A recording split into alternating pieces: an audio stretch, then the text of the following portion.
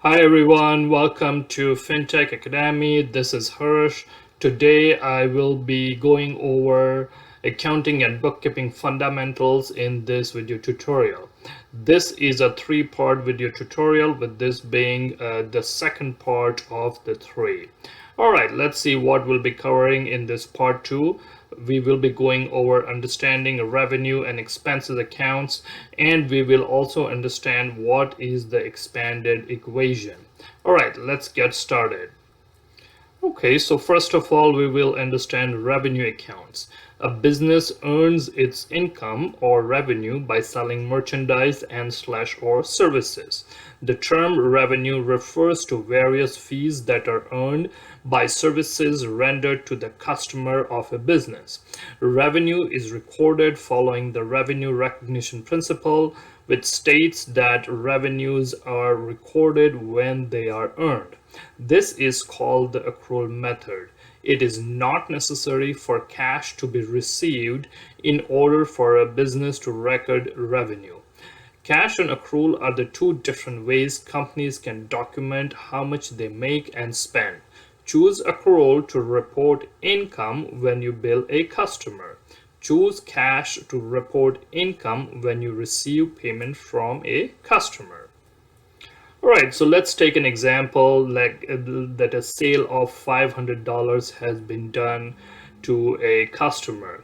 Now, if the company is going to record that as a income, irrespective of whether they have received the funds or not, they are using the accrual system.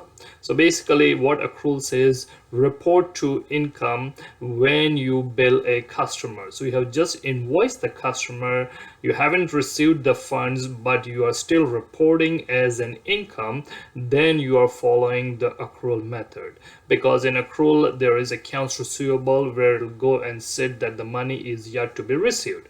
Alternatively, if someone says, well, we report the income only when we receive the payment from a customer.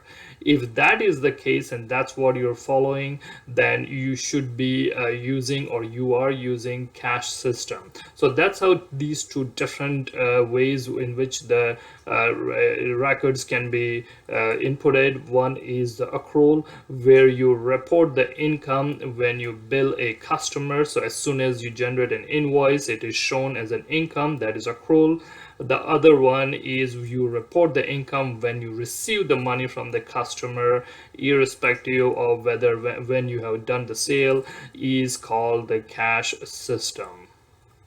All right, let's look at expenses. Obligations incurred in connection with the earning of revenue are called expenses. These include items such as advertising, rent, employees, salaries, and utilities. Expenses are recorded when they are incurred or owed.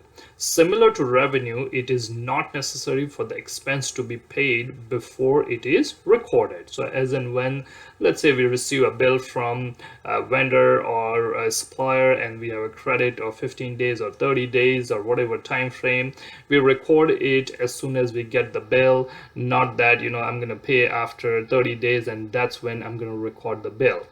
This treatment complies with the matching principle, which states that revenues and their related expenses should be recorded in the same fiscal period. This principle recognizes the fact that expenses are generally incurred by a business in order to assist in generating revenues. All right, so let's understand the next part. If during a fiscal period the revenues earned is greater than the total expenses, the business will have a profit or net income, and which is so true that revenue is greater than total expenses equal to net income. If, however, expenses are greater than revenue, a net loss will result. So if it's the opposite, where the expenses shot up and the revenue didn't come in, so the revenue is less, then it will be the opposite, that is going to be net loss. Example of net income is, let's say the revenue is 100,000, the expenses are 60,000, the net income is 40,000. On the contrary, example of net loss is going to be if the expenses are 60,000 and the revenue is 50,000, there will be a net loss of $10,000. Alright, so let's see what is the expanded equation. We learned about the basic bookkeeping equation. Now the equation will be expanded by replacing owner's equity with its four components: revenues, expenses, drawings, and capital. In the expanded equation, note that the revenues and capital are additions to owner's equity indicated by the plus sign. That means that how does the owner's equity go up? When there is a revenue or income and the capital.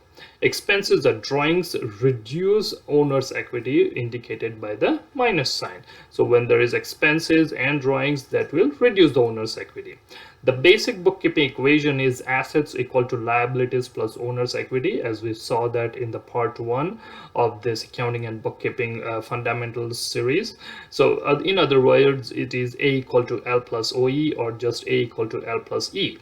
The expansion of owner's equity. So now what's going to happen, that this third component, which is owner's equity, that's going to go out, and the four other components are going to drop in. So what is going to happen? Assets equal to liabilities plus revenues plus capital minus expenses minus drawings. So one, owner's equity has gone out, and revenues, capital, pluses, and expenses, drawings, minuses are going to be added.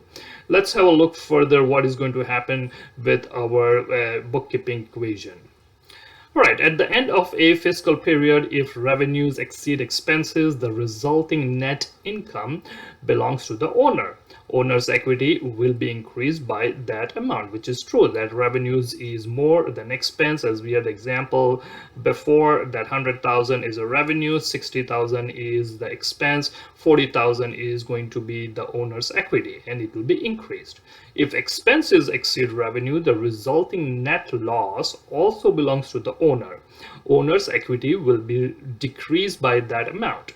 Again, we had an example prior that, let's say the expenses are $60,000 and the revenue is $50,000, then $10,000, which is a net loss, will also go and hit on the owner's equity account.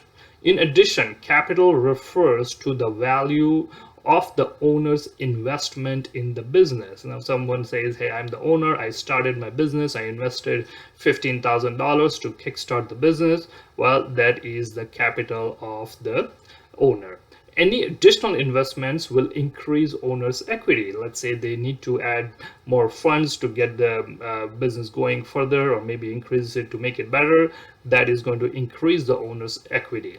Drawings is an account used to record an owner's withdrawal of assets, usually cash, from the business for personal use. So it decreases owner's equity. Anytime the funds are being withdrawn for personal use, that is also going to go and hit the owner's equity, and it is going to decrease. The expanded equation can be rearranged mathematically so that the two negative accounts, which is expenses and drawings, are moved from the right side of the equation to the left side. So by adding expenses and drawings to both sides of the equation, it will be rebalanced. So currently what we have is assets equal to liabilities plus revenue plus capital minus expenses and drawings. So these two, which are minus over here, they will be moved from this side and they will go and sit with the assets over here. The expanded equation can be rearranged as assets plus expenses plus drawings equal to liabilities plus revenues plus capital. So that's how it is, three components on each side. You can also remember it by AED equal to LRC, A plus E plus D equal to L plus R plus C. This is known as expanded equation. Note that there are exactly three elements on each side of the equal sign.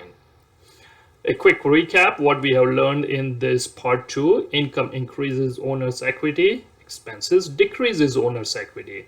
The expanded equation, which is assets plus expenses plus drawings, equal to liabilities plus revenue plus capital.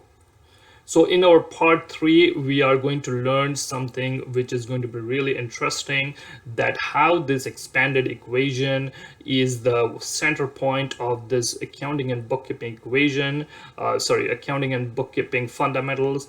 And further on that, we will also be learning about from there how the journalizing kicks in. So the debits and credits and the concepts on that will be shown and explained in the part 3. So if you like this video, then please go ahead and like our video and subscribe to our channel for more videos. Also, let me know in comments what would you like to see in future videos. Harsh, I want to see this video, or Harsh, can you make a video on this topic for QuickBooks Desktop, QuickBooks Online, or accounting and bookkeeping. Also, do visit us at fintechsolutions.ca for our courses. See you in the part 3 of this accounting and bookkeeping fundamental series. Thanks for stopping by.